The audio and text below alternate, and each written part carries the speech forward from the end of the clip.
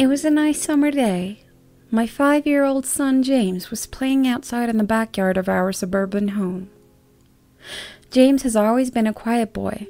He plays by himself mostly. He never had many friends, but he's always had a wild imagination. I was in the kitchen feeding our dog Fido when I heard what sounded like James talking to someone in the backyard. I'm not sure who it was he could be talking to. Could he have finally made a friend? Being a single mom, it's hard for me to always keep an eye on my son, so I decided to go outside and check on him. When I went into the backyard, I was a bit confused because James was the only person back there. Was he talking to himself? I could have sworn I heard another voice. "James, it's time to come inside," I called out to him. He came inside and sat down at the kitchen table. It was about lunchtime, so I decided to make him a turkey sandwich. "James, who are you talking to out there?" I asked. James looked up for a moment. "I was playing with my new friend," he said, smiling. I poured him some milk and continued to pry, as any good mother would. "Does your friend have a name? Why didn't you ask him to have lunch with us?" I asked. James stared at me for a moment before replying, "His name is Laughing Jack." I was a bit taken back by what he said. "Oh, that's a strange name. What does your friend look like?" I asked, a bit confused. "He's a clown. He has long hair and a big, swirly cone nose. He's got long arms and baggy pants with stripy socks, and he always smiles." I realized my son was talking about an imaginary friend. I suppose it's normal for kids his age to have imaginary friends, especially when he has no real kids to play with. It's probably just a phase. The rest of the day went by as per usual, and it was starting to get late, so I put James to bed. I tucked him in, gave him a kiss, and made sure to turn on his nightlight before I closed the door. I was pretty tired myself, so I decided to go to bed not long after. I had an awful nightmare. It was dark. I was in some kind of rundown amusement park. I was scared, running through an endless field of empty tents, broken down rides, and abandoned game huts. The whole place had a horrible look to it. Everything was black and white. The prized stuffed animals all hung from nooses in the game huts, all with sick grins stitched on their faces. It felt like the whole park was looking at me, even though there wasn't another living thing in sight. Then suddenly I began to hear music play. The sounds of Pop Goes the Weasel being played on a squeeze box echoed through the park. It was hypnotizing. I followed its tune to the circus tent almost in a trance, unable to stop my legs from moving forward. It was pitch black. The only light came from a single spotlight shining on the center of the big top. As I walked toward the light, the music slowed down. I found myself singing along, unable to stop. All around the mulberry bush, the monkey chased the weasel. The monkey thought was all in fun. The music stopped right before its climax, and suddenly the lights shot on. The intensity of the lights was practically blinding. All I could see was a small dark silhouette shuffle towards me. Then another one appeared. Then another, and another. There were dozens of them, all coming toward me. I couldn't move. My legs were frozen. All I could do was watch as the haunting figures drew nearer. As they got closer, I could see they were children. As I looked at each one, I noticed they were all horribly disfigured and mutilated. Some had cuts all over their body, others were severely burnt, and others were missing limbs, even eyes. The children enveloped me, clawing at my flesh, dragging me to the ground, and tearing inside me. As the children tore me apart and I faded away, all I could hear was laughter. Horrible, awful, evil laughter. I woke up the next morning in a cold sweat. After taking a few deep breaths, I looked over and saw that a few of James' action figures were positioned facing me on top of my nightstand. I sighed. James had probably woken up early and put these here. I gathered up the toys and made my way back to James' room. However, when I opened the door, James was sound asleep. I just shrugged and placed the toys back into his toy box and headed out to the living room. A little while later, James woke up and I made him his breakfast. He was quiet and seemed a bit groggy. Perhaps he didn't sleep well either. I decided to ask him about the toys. James, honey, did you put the toys in Mommy's room this morning?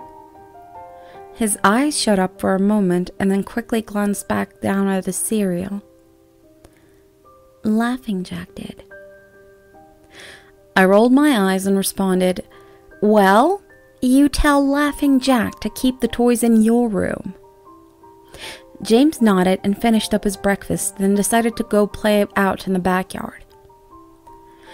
I went to relax in the living room and I must have dozed off, because I woke up a couple of hours later. Shit, I need to check on James. I was a bit worried. It had been over 2 hours and I haven't checked on him. I went and stepped out into the backyard, but James wasn't there anymore. I was getting nervous, so I called out to him, James! James, where are you? Just then I heard a giggle come from the front yard.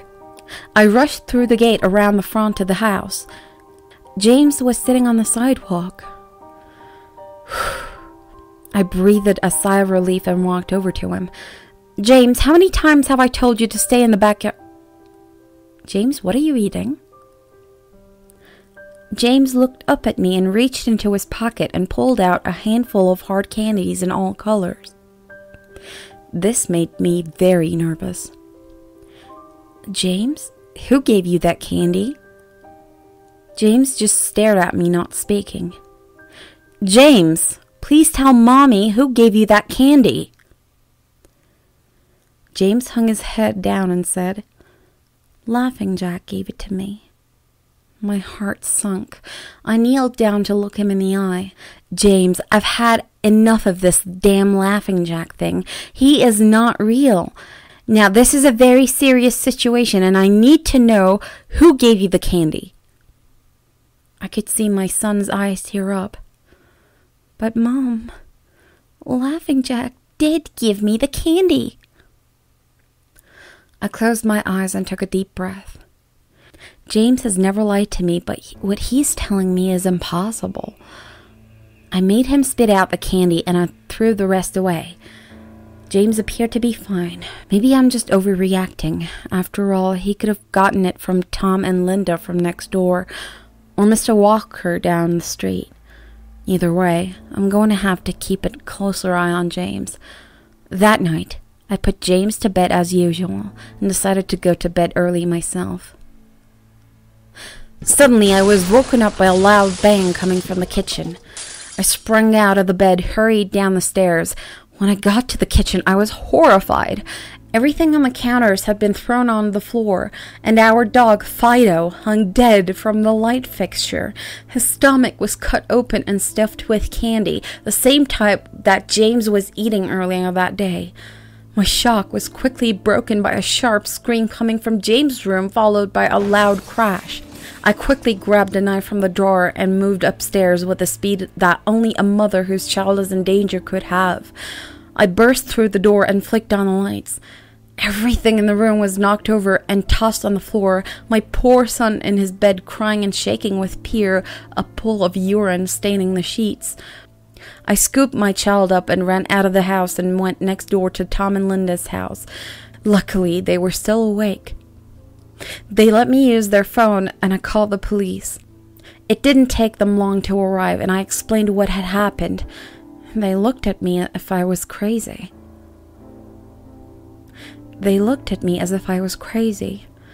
They searched the house, but all they could find was a dead dog and 2 thrashed rooms.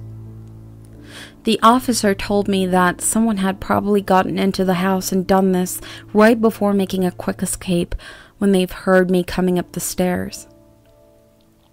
I knew it wasn't true. All the doors were locked and none of the windows were open. Whatever was in my house didn't come from outside. The next day, James stayed inside. I didn't want him to leave my sight. I went into the garage and found his old baby monitor and set it up in his room. If anything comes into his room tonight, I was going to be able to hear it. I went to the kitchen and grabbed the largest knife from the drawer and put it on my nightstand. Imaginary friend or not, I'm not letting anything hurt my little boy. Soon enough, night came. I put James to bed. He was afraid, but I promised him that I wasn't going to let anything happen to him. I tucked him in, gave him a kiss, and turned on the nightlight. Before closing the door, I whispered to him, "Good night, James. I love you." I tried to stay up as long as I could, but after a few hours I felt myself drifting off. My baby would be safe for the night and I needed to sleep. Just as I lay my head on the pillow, I heard a soft noise come from the baby monitor I had put on my nightstand. At first it sounded like interference, like the kind a radio would make. Then it turned into a soft moan. Was James asleep? Then I heard it. The laugh from my nightmare. That horrible laugh. I sprung up from bed and grabbed the knife from under my pillow. I rushed over to James's room and creaked the door open. I tried the light switch, but it wouldn't come on. I took a step in and I could feel the warm, thick liquid on my feet. Suddenly James's nightlight came on and I could see the absolute horror laid out in front of me. James's body was nailed up on the wall, the nails piercing through his hand and feet. His chest was cut wide open and his organs hung down to the floor. His eyes and tongue had been removed along with most of his teeth. I was disgusted. I could hardly believe this was my baby boy. Then I heard it again, the soft, desperate moan. James was still alive. My baby, my poor baby, in so much pain, barely clinging to life. I ran across the room and vomited on the floor, but my sickness was interrupted by a horrible cackle coming from behind me. I spun around while still wiping the bile from my mouth. Then out of the shadows emerged the fiend responsible for all this horror, Laughing Jack. His ghost white skin and matted black hair hung down to his shoulders. He had piercing white eyes surrounded by dark black rings. His twisted smile revealed a row of sharp, jagged teeth, and his skin didn't look like skin at all. It almost looked like a rubber or plastic. He wore a patchy black and white clown outfit with striped sleeves and socks. His body itself was grotesque, his long arms hanging down past his waist, and the way he was poised made him look almost boneless, like a rag doll. He let out a sickening laugh as if to let me know he was pleased with my reaction to his work. He then turned around slowly in front of James and began to laugh even more at the horrific sight he has laid out. That was enough to shake me from my terror. I snapped, "Get away from him, you bastard!" I rushed at the monster, raising the knife above my head, and stabbed down at him. But as soon as the knife touched him, he disappeared in a cloud of black smoke. The knife passed right through and pierced James's still beating heart, splashing the warm blood on my face. No, what have I done? My baby, I killed my baby. I immediately fell to my knees, and I could hear sirens in the distance growing louder. My boy, my sweet baby boy, I promised Mommy would protect you. But I failed. I'm sorry, James. I'm so sorry. Police soon arrived to find me in front of my son, still wielding the knife covered in my baby's blood. And the trial was short. Insanity. I was placed in the Ferropolis house for the criminally insane, where I have been for the past 2 months. It's not so bad here.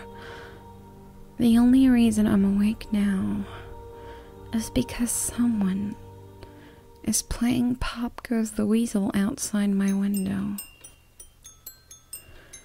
I'll talk to the orderlies about it in the morning.